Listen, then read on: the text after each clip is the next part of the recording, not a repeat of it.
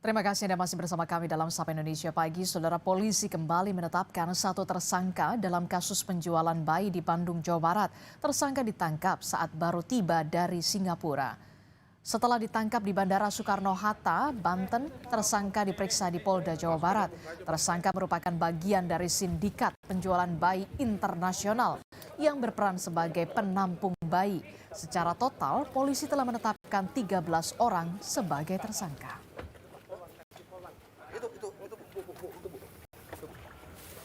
Tambah tersangka karena memang ada tersangka yang keluar negeri, kemudian kita lakukan pencekalan, dan kemarin kebetulan tersangka kembali melalui Bandara Soekarno-Hatta sehingga diamankan oleh rekan-rekan kita imigrasi di Bandara Soekarno-Hatta.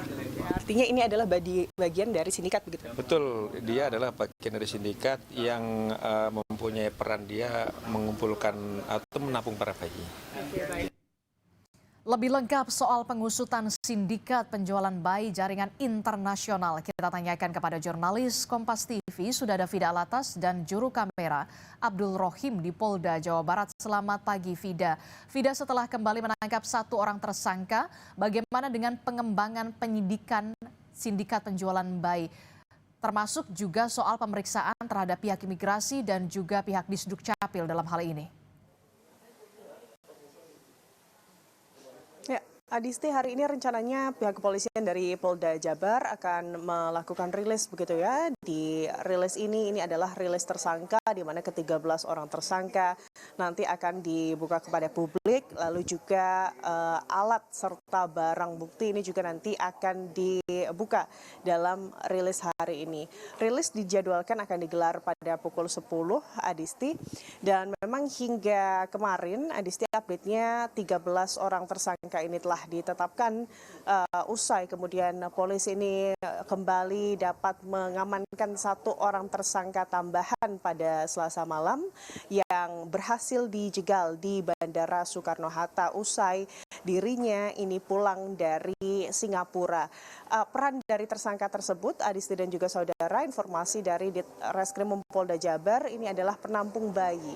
Kalau kita melihat memang Adisti dan juga saudara, sindikat penjualan bayi ke Singapura ini adalah sindikat yang terstruktur menurut polisi, di mana ini juga sudah beroperasi sejak tahun 2023. Ada sejumlah peran yang dibagi begitu ya dari sindikat ini, mulai dari perekrut awal, di mana tugas dari perekrut awal ini adalah kemudian merekrut calon-calon orang tua begitu ya yang tengah mengandung yang berpotensi untuk menjual bayinya kepada sindikat ini.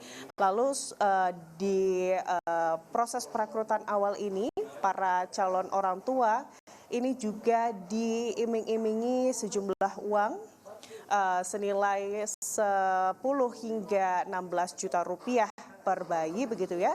Dan juga selain itu sindikat ini juga menanggung biaya persalinan bagi calon orang tua yang bayinya ini berkenan untuk diperjualbelikan.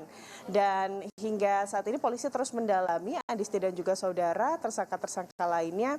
Selain tadi peran perekrut, ada juga peran penampung, perawat bayi, serta pengurus dokumen. Dokumen di sini adalah terkait dokumen kependudukan seperti kartu keluarga, lalu identitas begitu ya, serta dokumen-dokumen yang berkaitan dengan imigrasi untuk kemudian pengiriman bayi-bayi tersebut ke luar negeri, tepatnya Singapura. Tentunya ini yang juga terus diusut, terus didalami oleh pihak kepolisian terkait adanya keterlibatan dari petugas terkait, Adisti. Baik, kita akan tunggu bagaimana keterangan resmi dari Polda Jawa Barat terkait dengan penjualan bayi ke Singapura, dan sudah ada 13 orang yang sudah ditetapkan sebagai tersangka.